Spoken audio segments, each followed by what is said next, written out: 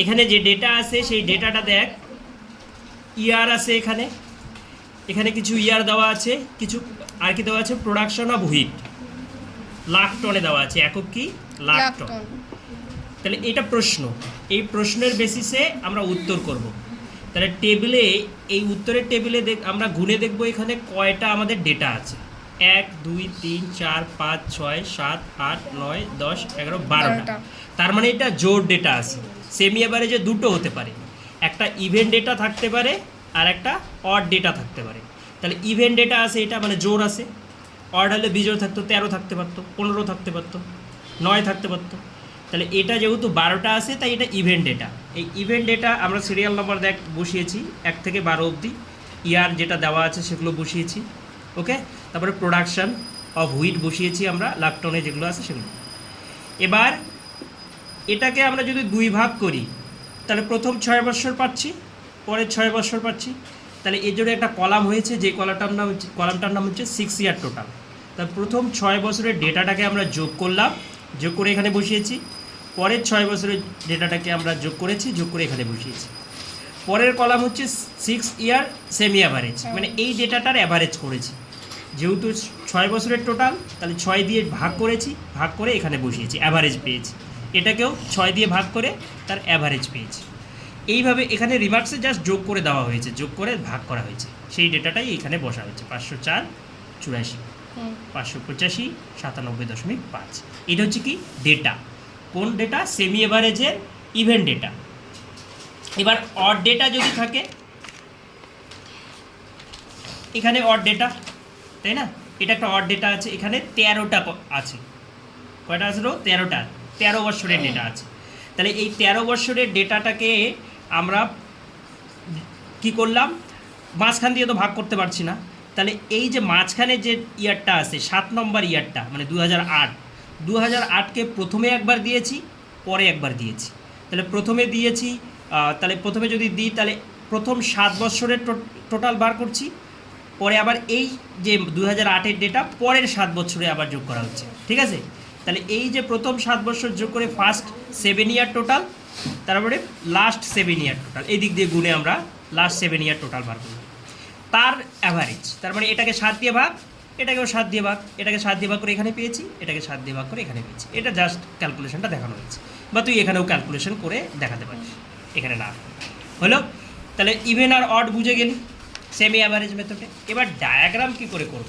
Diagram করার জন্য আমাদের গ্রাফ নিতে হবে। এবার এই গ্রাফ পেপারে দেখ, এই গ্রাফ পেপারে নিচে এক্স এক্সিস বরাবর আমরা ইয়ারগুলো রাখবো। তাহলে ইয়ারগুলো যেগুলো আছে 1992 থেকে 93, 93 থেকে 94, এইভাবে ইয়ারগুলো পরপর বসিয়ে দেওয়া হয়েছে। যা ইয়ার আছে 2003 থেকে 2004, 12টা আছে, তাহলে 12 সেন্টিমিটার হলো।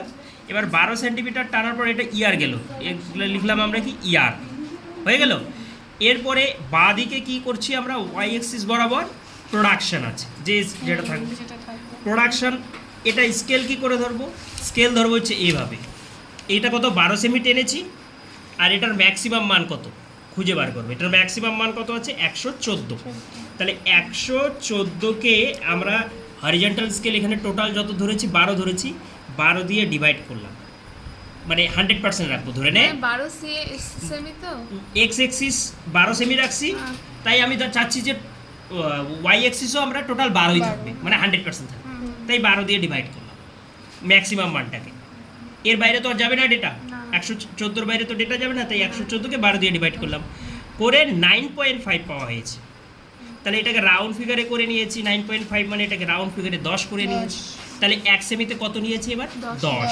ওয়াই এক্সিস কীভাবে ধরলাম? 1 সেমিতে 10, 20, 30, এভাবে 120 অবধি গেলাম।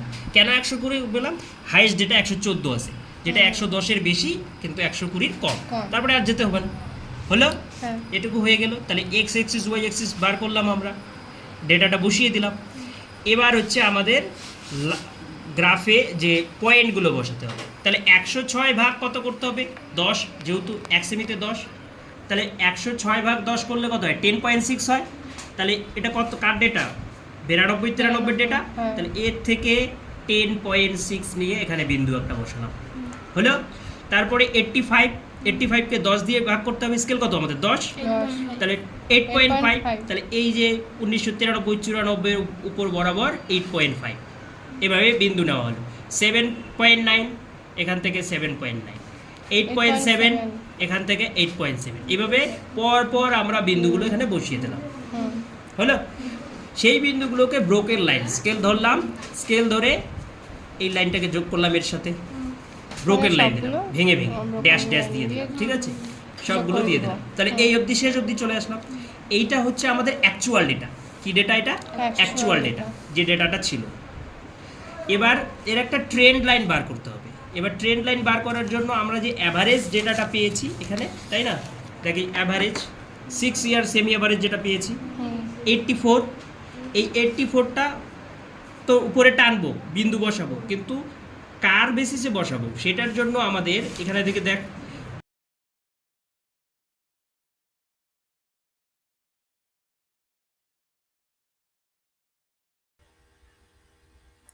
এখানে প্রথম যে 6টা ডেটা আছে এই 6টা ডেটার মাঝখানেরটাতে বসবে, আর পরের যে 6টা ডেটা আছে সেই পরের 6টা ডেটার মাঝখানে বসবে বিন্দুটা।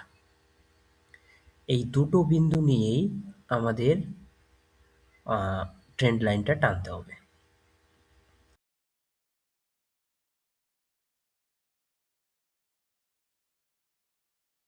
তারপর এই দুটো লাইনকে আমরা কি করব, যোগ করব, একটা স্ট্রেট লাইন দিয়ে যোগ করব।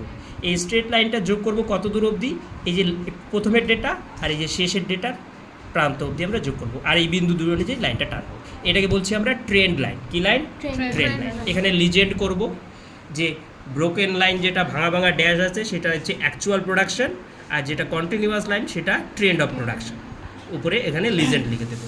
উপরে হেডিং করব কি, time series analysis showing trend of wheat production, যেহেতু এটা আমাদের ডেটা ছিল হুইট প্রোডাকশনের ডেটা, ঠিক আছে। এখানে আমরা এক্স ইসে লিখতে পারি, মানে হচ্ছে ভার্টিক্যাল আর হরিজেন্টাল স্কেল। হরিজেন্টাল স্কেল 1 সেমি টু 1 ইয়ার, 1 বছর করে আছে। আর ভার্টিক্যাল স্কেল কত? ভার্টিক্যাল স্কেল হচ্ছে এখানে আমরা 10 করে আছে ডেটা, তাহলে 1 সেমি to 10 lakh ton, 10 lakh ton wheat production আছে।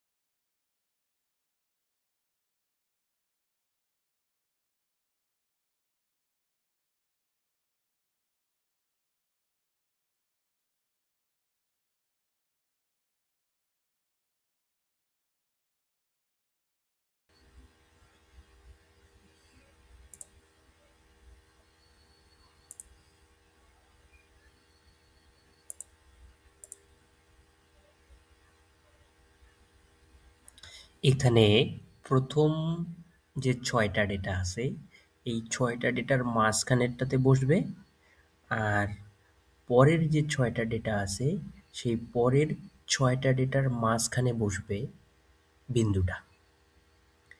এই দুটো বিন্দু নিয়েই আমাদের ট্রেন্ড লাইনটা টানতে হবে।